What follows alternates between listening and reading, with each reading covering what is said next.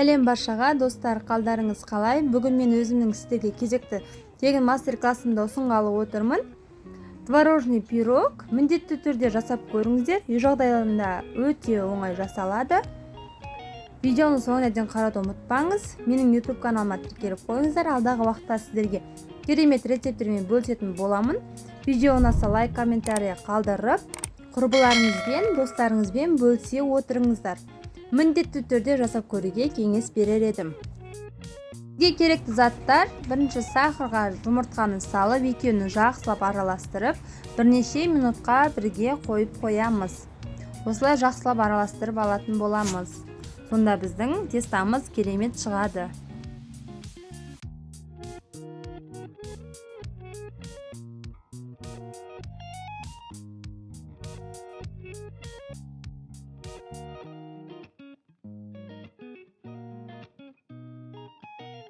Баларымызды бірге араластырып аламыз. Осылай ұнға қопсытқышымызды және де разрыхитель салып, бөлме температурасында тұрған сары майымызды салып, екеуін жақсылап осылай біріктіретін боламыз. Май ұнға жақсылап бірігуі қажет. Дәл видеодағыдай жасаңыздар.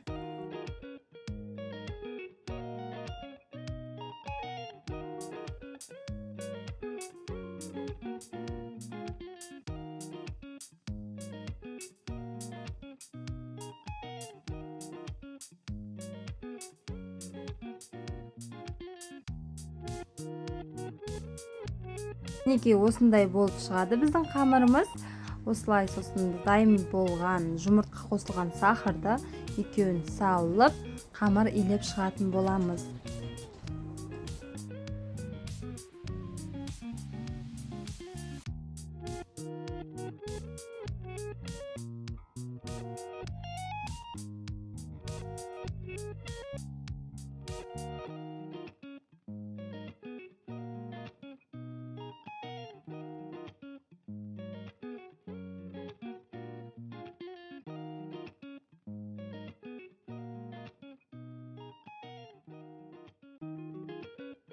Достар, бізде қамырымыз осындай іртік-іртік болып шығады. Біз оны барлығын бірге біріктіріп, холодильникке 30 минутқа қойып қоямыз. Міне осылай. Мен пищевая пленкамен орадым. Осылай қоясыздар. Енді біз ол дайын болғанша начинкасын дайындайтын боламыз. Ең алдымен таза ыдысымызға сахарымызды салып, бір жұмыртқа салып, жақсылап екеуін бір араластырып жібереміз.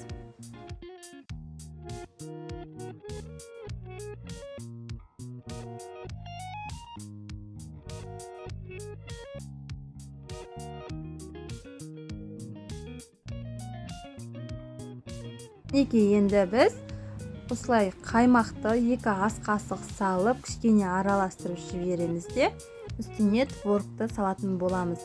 Достар, дүкендегі творогтар болады, 9% болса өте жақсы. Мен сіздерге қазір описанияға қалдырып кетемін, қанша грамм кететінін сол жерден көре аласыздар. Осылай жақсылап араластырып аламыз.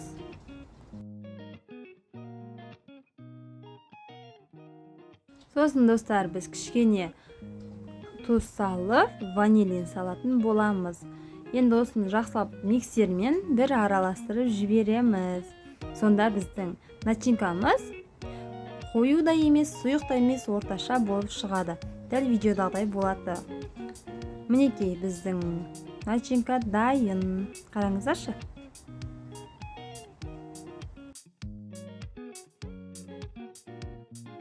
Арнайы формамызға дайын болған тестамызды үгітіп төсеп шығатын боламыз. Мінекей осылай барлығын бірде үгітеміз де, бір текіс жайып шығатын боламыз.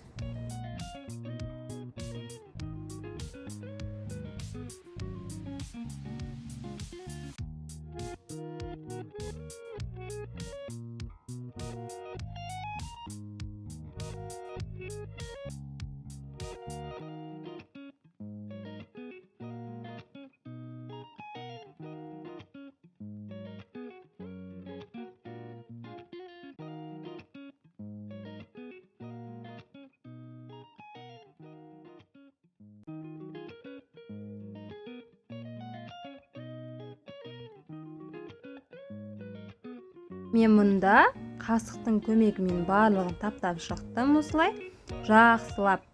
Сіздер де осылай істесеңіздер болады. Сосын біз дайын тұрған начинкамызды үстіне құямыз да бір текіс қылып жағып шығатын боламыз.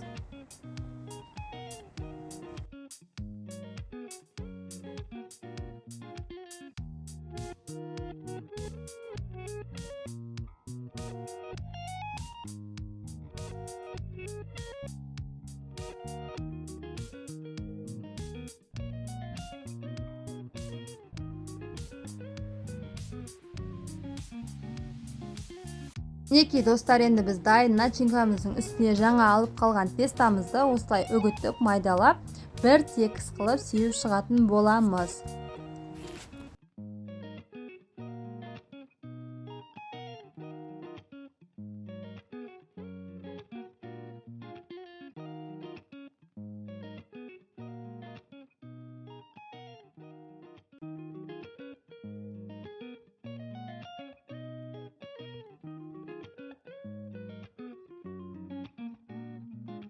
Мінекей достар, осылай бір текіс етіп қалған тестаны сеуіп шығамыз да біз 180 градуста 30 минутта пісіріп алатын боламыз. Мінекей достар, біздің пирогымыз дайын. Қараңыздар, қандай керемет, иә? Дәмін енді айта алмаймын, сөзім жоқ. Егер сіздерде дәмін көргілеріңіз келсе, міндетті түрде жасап көріңіздер. Қандай күшті болады.